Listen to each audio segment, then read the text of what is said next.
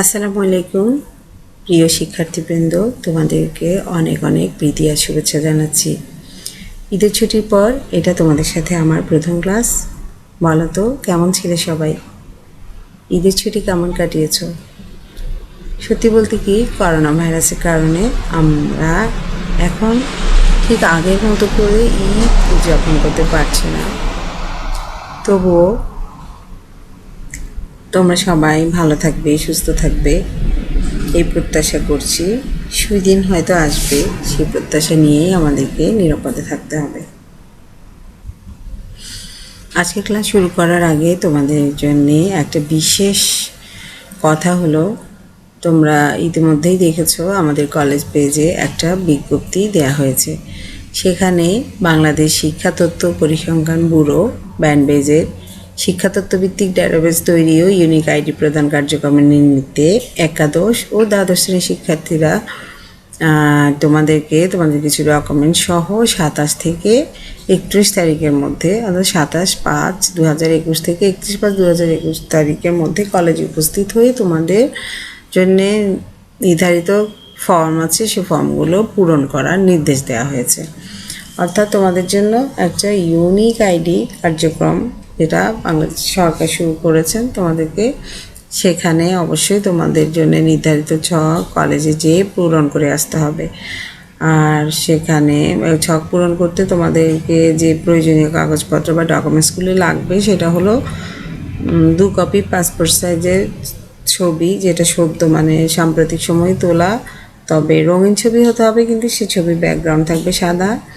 শিক্ষার্থীদের জন্ম নিবন্ধন সনদ লাগবে, শিক্ষার্থীর পিতামাতা এবং অভিভাবক, প্রযোজ্য ক্ষেত্রে অভিভাবকের জাতীয় পত্রের কপি লাগবে। আর শিক্ষার্থীর পিতামাতা এবং প্রযোজ্য ক্ষেত্রে অভিভাবকের জন্ম নিবন্ধন সনদ সহ অবশ্যই তোমরা 27 থেকে 31 তারিখের মধ্যে কলেজে যোগাযোগ করবে একাদশ এবং দ্বাদশ শ্রেণীর শিক্ষার্থীরা। তোমরা অবশ্যই কলেজ পেজে যে বিজ্ঞপ্তিটি দেখবে এবং সেখানে তোমাদের জন্য যে নির্দিষ্ট প্রয়োজনীয় ডকুমেন্টসের কথা উল্লেখ করা হয়েছে সেগুলি সহই তোমরা কলেজে উপস্থিত হবে। তাহলে শুরু করছি আজকের ইতিহাস online class. James school and college কর্তৃক আয়োজিত আজকের অনলাইন ক্লাসে তোমাদের সবাইকে স্বাগত জানাচ্ছি। আমি রাহনু মানু, সহকারী অধ্যাপক ইতিহাস, জেমস স্কুল অ্যান্ড কলেজ। আমার আজকের ক্লাস একাদশ দ্বাদশ উভয় শ্রেণীর শিক্ষার্থীদের জন্যে। আমি আজ ইতিহাস প্রথম পত্রের প্রথম অধ্যায় থেকে আলোচনা করব। প্রথম পত্রের তৃতীয় অধ্যায় থেকে আলোচনা করব। তৃতীয় অধ্যায় শিরোনাম ইংরেজ ঔপনিবেশিক শাসন, ব্রিটিশ আমল। আর আজকের পাঠ সংস্কার আন্দোলন। শিক্ষার্থীরা, আজকের পাঠ শেষে তোমরা ভারতবর্ষে ব্রিটিশ শাসন আমলে বিভিন্ন সংস্কারমূলক কর্মকাণ্ড মূল্যায়ন করতে পারবে। ভারতীয় উপমহাদেশে বিভিন্ন কুসংস্কার ও কুপ্রথা দূরীকরণ এবং পাশ্চাত্য শিক্ষা প্রসারে মনীষীদের অবদান সম্পর্কে জানতে পারবে। তো আমরা আজকে যে কয়জন মনীষী সম্পর্কে জানব তারা হলেন রাজা রামমোহন রায়, ঈশ্বরচন্দ্র বিদ্যাসাগর, হাজী মোহাম্মদ মুহসিন, নবাব আব্দুল লতিফ ও সৈয়দ আমির আলী প্রমুখ সম্পর্কে। শিক্ষার্থীরা, এখানে আমরা দুটো ছবি দেখতে পাচ্ছি। প্রথম ছবি রাজা রামমোহন রায় এবং দ্বিতীয় ছবি ঈশ্বরচন্দ্র বিদ্যাসাগর। 18শো শতাব্দীর শেষ দিকে এবং 19বিংশ শতাব্দীর প্রথম দিকে ভারতীয় উপমহাদেশের হিন্দু সমাজে নানা ধরনের কুসংস্কার বা কুপ্রথা এসব প্রচলিত ছিল। আর এসব কুপ্রথার মধ্যে সবচেয়ে উল্লেখযোগ্য ছিল সতীদাহ প্রথা, আর এছাড়া বাল্যবিবাহ, জাতি ও বর্ণপ্রথা ইত্যাদিও কিন্তু প্রচলিত ছিল। আর এসব কুসংস্কার ও কুপ্রথা দূরীকরণে এবং ভারতীয় সমাজে পাশ্চাত্য শিক্ষা প্রসারে যেসব মনীষী অবদান রেখেছেন তাদের মধ্যে কিন্তু রাজা রামমোহন রায় এবং ঈশ্বরচন্দ্র বিদ্যাসাগর অন্যতম। তো আমরা জানব যে এই যে হিন্দু সমাজে কুসংস্কার ও কুপ্রথা দূরীকরণে তাদের অবদান সম্পর্কে। শিক্ষার্থীরা, প্রথমে আমরা জানব রাজা রামমোহন রায় সম্পর্কে। রাজা রামমোহন রায় সমাজ সংস্কারক ছিলেন অবশ্যই। তার জন্ম 1772 সালে ভারতের হুগলি জেলায়। বাবা ছিলেন জমিদার রামকান্ত রায় এবং মা তারিণী দেবী। রাজা রামমোহন রায় বাল্যকাল থেকেই তার শিক্ষার প্রতি প্রচুর আগ্রহ লক্ষ্য করা গেছে। তারপর তিনি সংস্কৃতি, আরবি, ফার্সি, ইংরেজি প্রভৃতি ভাষায় পাণ্ডিত্য লাভ করেছেন। তারপর ইসলাম ধর্ম, খ্রিস্ট ধর্ম, বৌদ্ধ ধর্ম এইসব ধর্ম সম্পর্কেও তার গভীর জ্ঞান ছিল। তো রামমোহন রায় ছিলেন অবিভক্ত বাংলার নবজাগরণের অগ্রদূত। দেশ যখন অন্ধ কুসংস্কারাচ্ছন্নে আচ্ছন্ন, অন্ধবিশ্বাস জীবনধারাকে রুদ্ধ করেছে, সমাজ, ধর্ম, শিক্ষা সব ক্ষেত্রেই সৃজনশীলতা লুপ্ত হয়েছিল। আর জাতির যখন এই ক্ষয় ধারা বা বিভিন্ন ধরনের প্রথাকে আঁকড়ে ধরেছিল, সেই সংকটময় সময়ে রাজা রামমোহন রায় ভারতের ইতিহাসে আবির্ভূত হয় একজন ত্রাণকর্তা হিসাবে। তিনি একাধারে সমাজ, শিক্ষা এবং ধর্মীয় সংস্কারক ছিলেন। রামমোহন রায়ের অবদান সম্পর্কে যদি বলতে হয়, তো আমরা প্রথমেই তার শিক্ষা সংস্কারের কথা বলবো, যে শিক্ষাক্ষেত্রে তিনি অসামান্য অবদান রেখেছেন। তিনি এদেশে পাশ্চাত্য শিক্ষা প্রবর্তনেরই পক্ষপাতী ছিলেন। পাশ্চাত্য শিক্ষা বলতে ইংরেজি মাধ্যমে শিক্ষা যেন এদেশে প্রবর্তিত হয়, সেই ব্যাপারেই উনি চেষ্টা করেছেন। পাশ্চাত্য শিক্ষা প্রসারের জন্য তিনি কলকাতায় অ্যাংলো হিন্দু নামে একটি বিদ্যালয় প্রতিষ্ঠা করেছেন। আর এছাড়া ডেভিড হেয়ারের সহযোগিতায় তিনি বহু স্কুল কলেজ স্থাপন করে ইংরেজি শিক্ষার প্রসার ঘটানোর চেষ্টা করেছেন। শিক্ষা বিস্তারের উদ্দেশ্যে তার প্রণীত শিক্ষানীতির রূপরেখা অনুসারে 1835 খ্রিস্টাব্দে সরকারি শিক্ষানীতিটা গৃহীত হয়েছিল। আর রাজনীতির ক্ষেত্রেও রামমোহন রায় ছিলেন প্রগতিবাদী। তিনি নিয়মতান্ত্রিক রাজনৈতিক আন্দোলনের সমর্থক ছিলেন। আর মুঘল সম্রাট দ্বিতীয় আকবর তার কৃতিত্ব অবদানের স্বীকৃতিস্বরূপ তাকে রাজা উপাধিতে ভূষিত করেছিলেন। তারপর আমরা যদি ধর্ম সংস্কারের কথা বলি, রাজা রামমোহন রায় ধর্মের ক্ষেত্রেও ছিল একেশ্বরবাদে বিশ্বাসী, অর্থাৎ তার বিশ্বাস ছিল যে ঈশ্বর একজন। আর হিন্দু ধর্মেরও অনেক সংস্কার তিনি সাধন করেছেন, যেমন হিন্দু ধর্ম থেকে মূর্তি পূজা, বর্ণভেদ প্রথা, অর্থহীন বিভিন্ন যে ধর্মীয় অনুষ্ঠান, এসব দূর করার উনি চেষ্টা করেছিলেন। আর তিনি যেহেতু একেশ্বরবাদেই বিশ্বাসী ছিলেন, আর এই একেশ্বরবাদ প্রচারের উদ্দেশ্যে তিনি বাংলায় বেদান্ত সূত্রের অনুবাদ করেন এবং বেদান্ত কলেজ স্থাপন করেন। আর তিনি শুধু একেশ্বরবাদকে দৃঢ়ভাবে প্রচার করেনি, আর তিনি যে সব ধর্মের মূল সত্য যে একটাই, তাই একেশ্বরবাদ বা এসব ধর্মের মূল সত্যটা যে একই অর্থে বিদ্যমান, এই মতের উপর ভিত্তি করে কিন্তু তিনি সার্বজনীন একটা ধর্মের কথা বলেছিলেন। আর তিনি একটা ধর্মীয় বিশ্বাস থেকে ব্রাহ্ম ধর্ম প্রতিষ্ঠা করেছিলেন। তাহলে রাজা রামমোহন রায়ের প্রতিষ্ঠিত ধর্ম হলো যেটা ব্রাহ্ম ধর্ম রাজা রামমোহন রায় প্রতিষ্ঠা করেছিলেন। তারপর আমরা যদি সমাজ সংস্কারক হিসেবে রামমোহন রায়কে বলি, যে সমাজ সংস্কারের ক্ষেত্রে উনি একটা বিশেষ অবদান রেখেছেন। তিনি 1828 খ্রিস্টাব্দে তিনি ব্রাহ্ম সমাজ প্রতিষ্ঠা করেছিলেন। আর এরপরই তৎকালীন হিন্দু সমাজে যে একটা জঘন্য প্রথা প্রচলিত ছিল, সতীদাহ প্রথা। এই প্রথা আসলে হিন্দু সমাজের জন্য অবশ্যই জঘন্য ছিল, কারণ কোনো নারীর স্বামী যদি মৃত্যুবরণ করত, তাহলে ওই স্বামীর সাথে তার স্ত্রীকে, অর্থাৎ ওই নারীকে তার সতীত্ব রক্ষার জন্য স্বামীর চিতায় একই চিতায় স্ত্রীকে পুড়িয়ে মারা হতো। আর এটা অবশ্যই জঘন্য প্রথা ছিল। তো রামমোহন রায় সতীদাহ প্রথা নিষিদ্ধকরণের জন্যে এবং বিধবা বিবাহের প্রচলনের জন্য জোর প্রচেষ্টা শুরু করেছেন।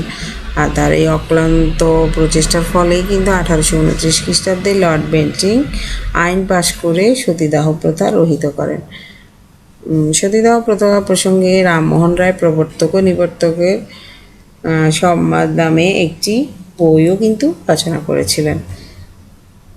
আর এছাড়া তিনি হিন্দু সমাজের অস্পৃশ্যতার বিরুদ্ধেও বিভিন্ন আন্দোলন করেছিলেন। তিনি সম্পত্তির উত্তরাধিকারে যেন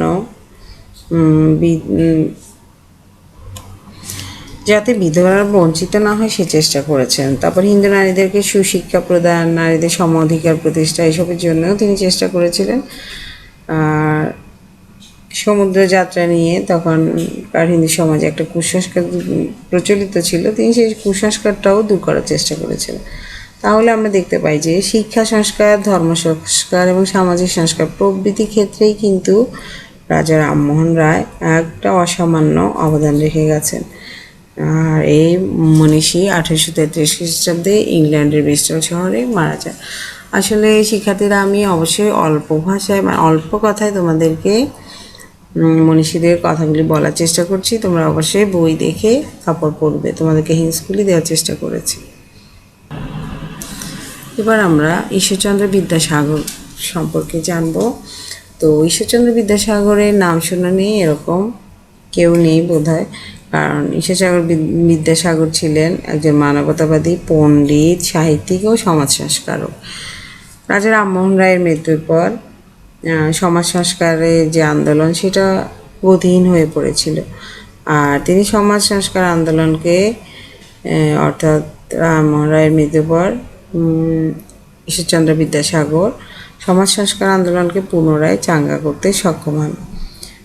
বিদ্যাসাগর প্রাচীন ভারতীয়দের আদর্শের সঙ্গে ইউরোপীয় যুক্তিবাদী মানসিকতার একটা অসাধারণ সমন্বয় করে গেছেন। তার সততা, ন্যায়নীতির প্রতি নিষ্ঠা এবং আত্মমর্যাদাবোধ বাঙালি জাতিকে এক নতুন মূল্যবোধে অনুপ্রাণিত করেছে। তো ঈশ্বরচন্দ্র বিদ্যাসাগর 1820 সালে মেদিনীপুর জেলায় জন্মগ্রহণ করেছেন।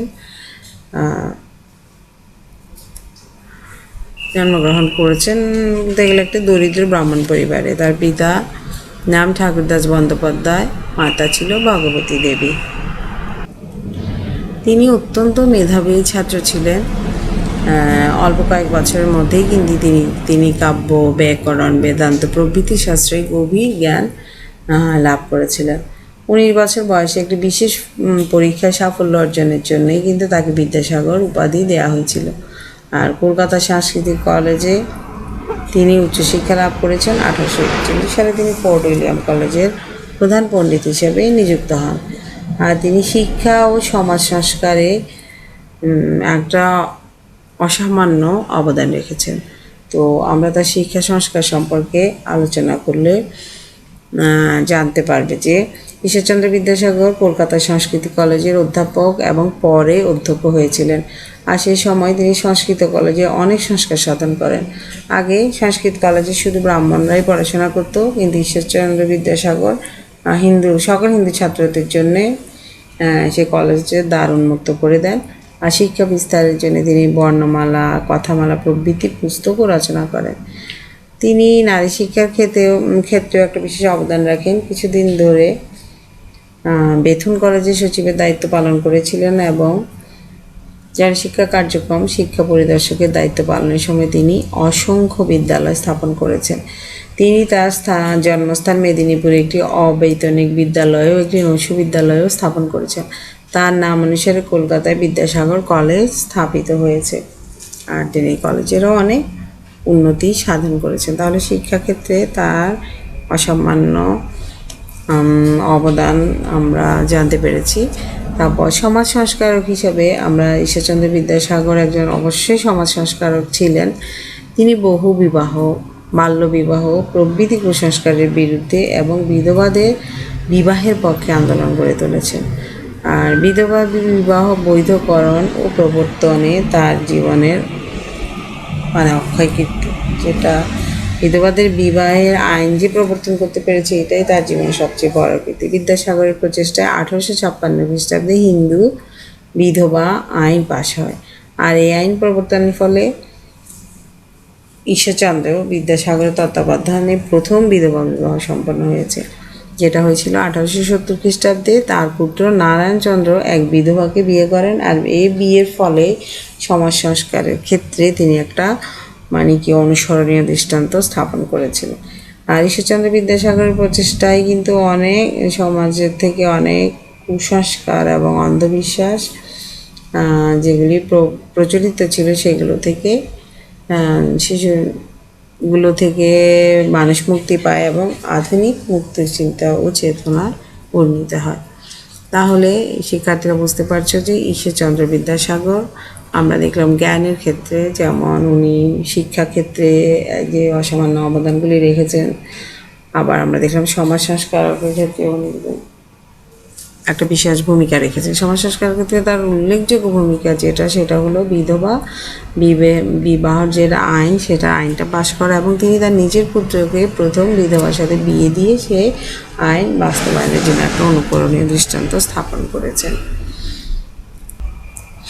শিক্ষার্থীরা, তোমরা জানো যে পলাশির যুদ্ধে নবাব সিরাজউদ্দৌলাকে হারানোর পরেই কিন্তু বাংলার রাজনৈতিক একটা বিশৃঙ্খলা, অর্থনৈতিক দুরবস্থা, তারপর সাংস্কৃতিক ও সামাজিক, ধর্মীয় প্রভৃতি ক্ষেত্রেই কিন্তু বাঙালি একটা ধ্বংসের দ্বারপ্রান্তে উপস্থিত হয়েছে। আর ঠিক ওই সময়ে যে সকল মনীষী আবির্ভাব হয়েছিল তারা বাঙালি জাতির মধ্যে এক ধরনের নবজাগরণের সৃষ্টি করেছে। আর মুসলমান সমাজে এইসব যে মনীষীদের আবির্ভাব ঘটেছে তাদের উদ্দেশ্যই ছিল তারা পশ্চাৎপদ অর্থাৎ পিছিয়ে পড়া মুসলমানদেরকে আধুনিক শিক্ষায় শিক্ষিত করে তুলতে একটা বিশেষ ভূমিকা পালন করবে। আর তাদের মধ্যে উল্লেখযোগ্য হলো হাজী মোহাম্মদ মহসিন, নবাব আব্দুল লতিফ এবং সৈয়দ আমির আলী। আমরা এখানে 3 জন মনীষীর ছবি দেখতে পাচ্ছি। শিক্ষার্থীরা, আমরা গত ক্লাসে এই মুসলমানদের শিক্ষা বিস্তার এবং মুসলমানদের যে দুঃখ দুর্দশা তা থেকে তুলে আনার জন্য, মুসলমানদের মধ্যে পাশ্চাত্য শিক্ষার প্রসার ঘটানোর জন্য আমরা স্যার সৈয়দ আহমেদ খান যে ভূমিকা রেখেছে মুসলিম শিক্ষা বিস্তারের জন্য, আমরা সৈয়দ আহমদ খান সম্পর্কে পড়েছি। আজ আমরা পড়ব হাজী মোহাম্মদ মহসিনের কথা। হাজী মোহাম্মদ মহসিনের জন্ম 1732 সালের হুগলি জেলায়। বাবা হাজী ফয়জুল্লাহ এবং মাতা জয়নব খান। তো আমরা হাজী মোহাম্মদ মহসিনকে আমরা এক নামে চিনি যে উনি একজন জনহিতৈষী দানবীর ছিলেন। আর বাংলার মুসলমানদের মধ্যে শিক্ষা বিস্তার এবং তাদের কল্যাণের উদ্দেশ্যে তিনি যে সম্পদগুলো উত্তরাধিকার সূত্রে পেয়েছেন সেগুলি মুক্ত হস্তে দান করেছেন। সততা, ধর্মপরায়ণতা, কর্তব্যপরায়ণতা, পরোপকারিতা এগুলি ছিল তার চারিত্রিক বৈশিষ্ট্য। তিনি জাতি ধর্ম নির্বিশেষে সকল সম্প্রদায়ের জন্যেই তার ঐশ্বর্য অর্থাৎ তার সম্পদ তিনি দান করেছেন। আর তার দানশীলতার জন্য তিনি দানবীর ও বাংলার হাতেমতাই নামেই সুপরিচিত। হাজী মোহাম্মদ মহসিন এর বাবা ফয়জুল্লাহ ছিলেন একজন ধনী জায়গিরদার। তাদের আদি নিবাস ছিল পারস্য। আর পারস্য মানে ইরাক। মহসিনের পূর্বপুরুষরা তাদের ভাগ্যের অন্বেষণেই কিন্তু হুগলি শহরে এসে বসবাস শুরু করেন। আর হাজী মোহাম্মদ মহসিন আমরা জানি তিনি আরবি, ফার্সি, সংস্কৃতি প্রভৃতি ভাষায় কিন্তু পাণ্ডিত্য অর্জন করেছেন। ধর্মের জ্ঞান অন্বেষণেও হাজী মোহাম্মদ মহসিন প্রায় 30 বছর ধরে ইরান, মিশর ও মধ্যপ্রাচ্যের বিভিন্ন দেশে ভ্রমণ করেছেন। এরপর তিনি কী করেছেন, ফেরার পথে তিনি হজব্রতও পালন করেছিলেন। পিতৃ সম্পত্তি অর্থাৎ বাবার থেকে যে সম্পদ উনি পেয়েছেন এবং তার বোনের মৃত্যুর পর তার সম্পদের উত্তরাধিকারীও কিন্তু হাজী মোহাম্মদ মহসিন হয়েছিলেন। আর এই বিপুল সম্পদের মালিক হয়েও তিনি কিন্তু অনাড়ম্বর একটা জীবনযাপন করতেন এবং বিভিন্ন জনহিতকর কাজে কিন্তু তার সম্পদকে উনি ব্যয় করেছেন। তার প্রতিষ্ঠিত প্রসিদ্ধ ইমামবাড়া তার জনহিতকর কার্যগুলির মধ্যে একদম অন্যতম। তো আমরা হাজী মোহাম্মদ মহসিন তার যে সম্পদ এটা কিন্তু উনি শিক্ষা বিস্তারের জন্যই ব্যয় করেছেন। আর মুসলমান শিক্ষার্থীদের জন্যই কিন্তু তিনি তার এই বিপুল সম্পদের অর্থ ব্যয় করেছিলেন। আমরা দেখি যে 1803 সালে হাজী মোহাম্মদ মহসিনের একমাত্র বোন নিঃসন্তান ছিলেন। তার মৃত্যুর পর তার বিশাল সম্পত্তির মালিক হন কিন্তু হাজী মোহাম্মদ মহসিন। আর তিনি তখন মানে ওই সময়টাতে বাংলার মুসলমানদের খুবই দুর্দিন ছিল। অর্থ ব্যয় করে অর্থাৎ টাকা পয়সা ব্যয় করে পড়াশোনা করার ক্ষমতা মুসলমানদের মধ্যে ছিল না। আর মহসিন তার সমুদয় অর্থ শিক্ষা বিস্তার, চিকিৎসা এবং দরিদ্র মানুষের জন্যই কিন্তু ব্যয় করেছেন। তিনি হুগলিতে একটি স্কুল প্রতিষ্ঠা করেছেন। ঢাকা, চট্টগ্রাম, যশোর প্রভৃতি স্থানে মাদ্রাসার উন্নতি সাধনের জন্যও প্রচুর টাকা পয়সা দান করেছেন। গরিব মেধাবী মুসলমান ছাত্ররা যাতে আধুনিক শিক্ষায় শিক্ষিত হতে পারে, সেই জন্য তিনি কলকাতায় 1806 খ্রিস্টাব্দে তার তৎকালীন 1,56,000 টাকা মূল্যের সম্পত্তি দিয়ে মহসিন ট্রাস্ট গঠন করেছেন। আর এই ট্রাস্ট গঠন করেছেন যেই উদ্দেশ্যে মহসিন ট্রাস্ট গঠন করেছিলেন, আসলে সেটা কিন্তু কার্যকর হয়নি। সকল সম্প্রদায়ের ছাত্ররা শিক্ষার জন্য এই ট্রাস্ট থেকে অর্থ লাভ করত। অধপতিত দরিদ্র মুসলিম সমাজে শিক্ষা বিস্তারের যে উদ্দেশ্য নিয়ে মহসিন তার সম্পত্তি দান করেছিলেন, সেটা কিন্তু আসলে পূরণ হয়নি। দুর্দশাগ্রস্ত দরিদ্র মুসলমান সমাজে শিক্ষা বিস্তারের যে উদ্দেশ্য নিয়ে মহসিন তার সম্পত্তি দান করেছিলেন, সেটা 1873 খ্রিস্টাব্দে নবাব আব্দুল লতিফ এবং স্যার উইলিয়াম হান্টার প্রমুখ ব্যক্তির আন্তরিক প্রচেষ্টায় মহসিন ট্রাস্টের অর্থ শুধু বাংলার মুসলমানদের মধ্যেই শিক্ষা বিস্তার এবং গরিব ও মেধাবী মুসলমানদের ছাত্রদের মধ্যে বৃত্তি প্রদানের ব্যয় করার ব্যবস্থা করা হয়। ফলে শত শত মেধাবী মুসলমান ছাত্র এই ট্রাস্ট থেকে বৃত্তি লাভ করে জ্ঞান বিজ্ঞানের বিভিন্ন শাখায় কিন্তু তারা অধ্যয়নরত পড়ালেখা করার সুযোগ পেয়েছিল।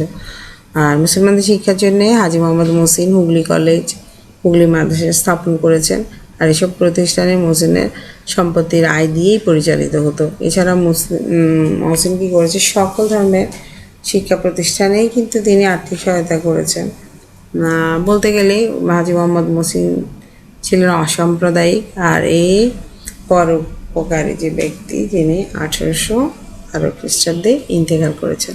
তাহলে বুঝতে পারছো যে যে সমাজে 18 শতক 19 শতকের মধ্যে ভারতীয় হিন্দু সমাজে যে কুসংস্কার কুপ্রথা প্রচলিত ছিল, আবার মুসলমানরাও কিন্তু শিক্ষাক্ষেত্রে অনেক পিছিয়ে ছিল। তাহলে মুসলমানদেরকে পাশ্চাত্য শিক্ষায় শিক্ষিত করার জন্যেই কিন্তু আমরা যে মনীষীদের সম্পর্কে জেনেছি বা ওনাদের অবদানের কথা জেনেছি, তাদের মধ্যে হাজী মোহাম্মদ মহসিন অন্যতম। কারণ উনি উত্তরাধিকার সূত্রে একটা বিশাল সম্পত্তির মালিক হয়েছে, যে সম্পত্তিটা উনি শুধু মুসলমান ছাত্রদের শিক্ষার জন্যই কিন্তু ব্যয় করে গেছেন। তারপর আমরা গত ক্লাসে স্যার সৈয়দ আহমেদ খান, যিনিও মুসলমানদেরকে পাশ্চাত্য শিক্ষায় শিক্ষিত করার জন্যে আলিগড়ে ইংরেজি মাধ্যমের স্কুল, কলেজ এবং বিশ্ববিদ্যালয় প্রতিষ্ঠা করেছেন, যেটাকে আমরা আলিগড় আন্দোলন হিসাবে জানি। তাহলে এই মুসলমান ছাত্রদের এইসব মনীষীরাই কিন্তু মুসলমানদেরকে পাশ্চাত্য শিক্ষায় শিক্ষিত করার ক্ষেত্রে একটা বিশেষ ভূমিকা রেখেছিলেন। এবার আমরা জানব নবাব আব্দুল লতিফ সম্পর্কে। নবাব আব্দুল লতিফ ফরিদপুর জেলার রাজাপুর গ্রামে জন্মগ্রহণ করেছিলেন। বলতে গেলে একটা সম্ভ্রান্ত কাজী পরিবারেই তার জন্ম হয়েছিল। তিনি কলকাতা মাদ্রাসায় ইংরেজি বিভাগে শিক্ষা লাভ করেছেন। এরপর কিছুদিন ঢাকা কলেজিয়েট স্কুলে শিক্ষকতা করেছেন এবং পরে 1848 খ্রিস্টাব্দে কলকাতা মাদ্রাসায় অ্যাংলো আরবিক বিভাগের অধ্যাপক হিসেবেও যোগদান করেছেন। পরবর্তীতে 1849 খ্রিস্টাব্দে তিনি ডেপুটি ম্যাজিস্ট্রেট পদে সরকারি চাকরিতে যোগদান করেছেন এবং 1877 খ্রিস্টাব্দে কলকাতায় প্রেসিডেন্সি ম্যাজিস্ট্রেট হিসেবে পদোন্নতি লাভ করেছেন। তারপর 1862 খ্রিস্টাব্দে তিনি বঙ্গীয় আইন পরিষদের সদস্য নির্বাচিত হয়েছেন। এইসব বিভিন্ন গুরুত্বপূর্ণ কাজে তার অবদানের জন্য ব্রিটিশ সরকার তাকে খান বাহাদুর, নবাব এবং সিআইই এইসব উপাধিতে ভূষিত করেছিলেন। তো নবাব আব্দুল লতিফের সারা জীবনেই উনি কিন্তু কী করেছে, মুসলমানদের মুসলমান শিক্ষার্থীদের উন্নতির জন্য অক্লান্ত প্রচেষ্টা করেছেন এবং মুসলমানরা যাতে আশু ধ্বংসের হাত থেকে মুক্তি পায় সেটার উপায় খুঁজে বের করার চেষ্টা করেছেন। তো আমরা দেখছি যে আপনাদের সারা জীবন তার কর্মের মূলত 3টি উদ্দেশ্য নিয়ে উনি কাজ করেছেন। এক হলো মুসলমান সম্প্রদায়ের প্রতি ইংরেজ সরকারের বিদ্বেষ ভাব দূর করা। কারণ আমরা জানি যখন সিপাহী বিদ্রোহ হয়েছে, ইংরেজ অর্থাৎ ব্রিটিশ সরকার এই বিদ্রোহের জন্য মুসলমানদেরকেও দায়ী করেছে, যার কারণে মুসলমানদের সাথে ইংরেজদের একটা দূরত্ব সৃষ্টি হয়েছে। তো এই মুসলমানদের সাথে যাতে ইংরেজ সম্প্রদায়ের এই বিদ্বেষ ভাব দূর হয়, তিনি সেই চেষ্টা সবসময় করেছিলেন। আর মুসলমান সমাজের উন্নতি ও অগ্রগতির জন্য প্রয়োজনীয় ব্যবস্থা গ্রহণ করেছিলেন। হিন্দু ও মুসলমানদের সম্প্রদায়ের মধ্যে একটা মৈত্রী বা বন্ধুত্ব ভাব প্রতিষ্ঠা করার চেষ্টা করেছেন। তো আমরা বুঝতে পারছি যে মুসলমানদের উন্নতির জন্য যে কয়জন ব্যক্তি অসামান্য অবদান রেখেছিলেন তার মধ্যে নবাব আবদুল লতিফ একজন অন্যতম। আর তিনি যেমন নীলকরদের অত্যাচার থেকে কৃষকদেরকে রক্ষা করার চেষ্টা করেছিলেন। যখন তিনি সাতক্ষীরা ম্যাজিস্ট্রেট ছিলেন তখন সেখানে কৃষকদের উপর নীলকরদের যে অত্যাচার করতো সেটা দেখে উনি খুব ব্যথিত হয়েছেন এবং কৃষকদের একতাবদ্ধ করে অত্যাচারের প্রতিবাদও করেছে। 1860 খ্রিস্টাব্দে নীলকর কমিশন গঠন হলে কৃষকরা নীলকরদের অত্যাচার থেকে রক্ষা পেয়েছে। তারপর ইংরেজি শিক্ষার প্রতি মুসলমানদের আগ্রহ যাতে সৃষ্টি হয় সে ব্যবস্থাও কিন্তু করেছেন তিনি। ইংরেজি শিক্ষা যেহেতু আমাদের এখানে ব্রিটিশ শাসন, তো ইংরেজি শিক্ষার অবশ্যই প্রয়োজন। আর উনি এটা তার ইংরেজি শিক্ষার প্রতি তিনি ইংরেজি শিক্ষার প্রয়োজনীয়তার কথা উল্লেখ করে কিন্তু তিনি লিখেছেন যদি ভারতে কোনো ভাষায় শিক্ষার্থীদের জীবনকে উন্নত করতে পারে সেটা হলো ইংরেজি। আর এই উদ্দেশ্যেই তিনি কিন্তু 1852 খ্রিস্টাব্দে ইংরেজি শিক্ষায় মুসলিম ছাত্রদের সুযোগ সুবিধা শিরোনামের একটি প্রবন্ধ প্রতিযোগিতার আহ্বান করেছেন। আর এই রচনা প্রতিযোগিতায় তৎকালীন মুসলমান ছাত্রদের মধ্যে দারুণ উৎসাহ সৃষ্টি হয়েছিল। আর তিনি বিভিন্ন স্থানে অর্থাৎ ঢাকা, রাজশাহী, চট্টগ্রাম প্রভৃতি স্থানে মুসলমানদের শিক্ষা বিস্তারের জন্য মাদ্রাসা স্থাপন করেছেন। এইসব মাদ্রাসার পাশাপাশি তিনি আধুনিক শিক্ষারও ব্যবস্থা করেছেন। আবদুল লতিফ সক্রিয় প্রচেষ্টায় কী করেছে, কলকাতা মাদ্রাসায় ইংরেজি এবং ফার্সি বিভাগ খোলা হয়েছে। তিনি সরকারের কাছে মুসলমানদের উচ্চশিক্ষার ব্যবস্থার দাবি জানান এবং 1854 সালে হিন্দু কলেজকে প্রেসিডেন্সি কলেজে রূপান্তরিত হয় এবং এখানে বিভিন্ন সম্প্রদায়ের ছাত্ররা এখানে অধ্যয়নের সুযোগ লাভ করে। তারপর মুসলমান শিক্ষার্থীদের উন্নতির জন্য তিনি বড়লাটের দৃষ্টি আকর্ষণ করলে 1831 খ্রিস্টাব্দে ব্রিটিশ সরকার এক প্রস্তাব পাশ করেন। এতে সব প্রতিষ্ঠানে মুসলমানদের প্রাচীন ও প্রাদেশিক শিক্ষার ব্যবস্থা করা হয়। ইংরেজি শিক্ষার জন্য মুসলমান শিক্ষকও নিয়োগ করার ইত্যাদি কথাও কিন্তু তিনি বলেন। তারপর মুহসিন ফান্ডে যে টাকা অর্থাৎ হাজী মোহাম্মদ মুহসিনের যে ট্রাস্ট, সেখানে যে টাকা, এই টাকা দিয়ে হুগলি কলেজ এবং স্কুল প্রতিষ্ঠা করা হয়, কিন্তু এখানে মুসলিম ছাত্ররা ভর্তি হতে পারত না। আর তিনি মুসলিম ফান্ডের টাকা মুসলমান ছাত্রদের উন্নয়নে ব্যয় করার জন্যই সরকারের দৃষ্টি আকর্ষণ করেছিলেন। তারপর আমরা দেখেছি যে 1863 খ্রিস্টাব্দে যে মোহামেডান লিটারেরি সোসাইটি প্রতিষ্ঠা করেন। আর এই সংগঠন প্রতিষ্ঠার উদ্দেশ্যই হলো কিন্তু মুসলমানদের মধ্যে আধুনিক অর্থাৎ পাশ্চাত্য শিক্ষার প্রসার ঘটানো। শিক্ষিত হিন্দু, মুসলিম এবং ইংরেজদের মধ্যে পারস্পরিক একটা সম্প্রীতির মনোভাব গড়ে তোলা। আর শিক্ষাক্ষেত্রে সোসাইটি অবদানের জন্য কিন্তু সরকার নবাব আবদুল লতিফকে এনসাইক্লোপিডিয়া ব্রিটানিকা স্বর্ণপদকে ভূষিত করেছিলেন। আর এছাড়াও আমরা জানি নবাব আবদুল লতিফ বিবাহ তালাক রেজিস্ট্রি আইন পাশ করানোর মাধ্যমে বিবাহ রেজিস্ট্রারের পদ সৃষ্টি এবং বহু সংখ্যক মুসলমানদের জন্য কর্মসংস্থানের ব্যবস্থা করেছেন। তাহলে আমরা দেখো এই মনীষী যে মুসলমানদের উন্নয়নের জন্য তার অক্লান্ত পরিশ্রম কিন্তু তিনি করে গেছেন। আর কাজেই তাকে আমরা মুসলমানদের জন্য পথ প্রদর্শক এবং অনুপ্রেরণাদায়ী হিসেবেই কিন্তু আখ্যায়িত করতে পারি। এবার আমরা আলোচনা করব সৈয়দ আমির আলী সম্পর্কে। সৈয়দ আমির আলী জন্ম 1849 সালের হুগলি জেলায়। পিতা সাফাত আলী। ইসলামী শিক্ষার পাশাপাশি তিনি কিন্তু পাশ্চাত্য শিক্ষাও গ্রহণ করেছেন। 1883 সালে তিনি ব্যারিস্টার অর্থাৎ বারট ল পাশ করেছেন। তো আমরা দেখি 19 শতকের শেষার্ধে মুসলমান সমাজে নবজাগরণের সৃষ্টির জন্য যেসব মনীষী অবদান রেখেছেন তার মধ্যে সবচেয়ে বেশি গুরুত্বপূর্ণ ছিল সৈয়দ আমির আলী।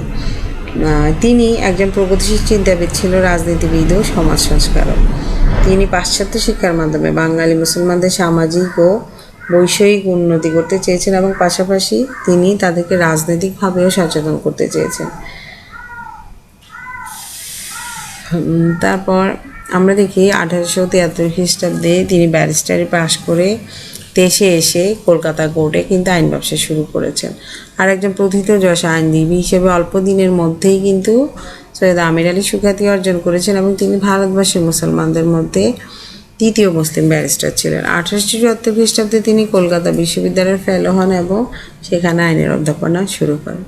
আর 1877 সালে তাকে কলকাতার প্রেসিডেন্সি ম্যাজিস্ট্রেট নিয়োগ করা হয়। তো নবাব আব্দুল লতিফের মতো সৈয়দ আমির আলীও বিশ্বাস করতেন যে পাশ্চাত্য শিক্ষা ছাড়া আসলে মুসলমানদের রাজনৈতিক সচেতনতা আসবে না, কারণ মুসলমানরা সবসময় ধর্মীয় শিক্ষার মধ্যে আবদ্ধ ছিল। আর ধর্মীয় শিক্ষা থেকে তাদেরকে বের করে আনার জন্যই কিন্তু পাশ্চাত্য শিক্ষা কথা উনি উপলব্ধি করেছেন এবং পাশ্চাত্য শিক্ষার মাধ্যমেই কিন্তু মুসলমানদেরকে রাজনৈতিকভাবে সচেতন করা যাবে, এটা তার বিশ্বাস ছিল। তিনি বাংলার মুসলমানদের জন্য ত্রাণকর্তা রূপে আবির্ভূত হয়েছিলেন এবং মুসলমানদের স্বার্থের কথা চিন্তা করার জন্য তিনি একটি রাজনৈতিক প্রতিষ্ঠানেরও প্রয়োজনীয়তা উপলব্ধি করেন। আর রাজনৈতিক প্রতিষ্ঠানের কাজ মানে যার মাধ্যমে মুসলমানরা তাদের সব দাবি দেওয়া সরকারের কাছে কিন্তু পাঠাতে পারবে বা উপস্থাপন করতে পারবে।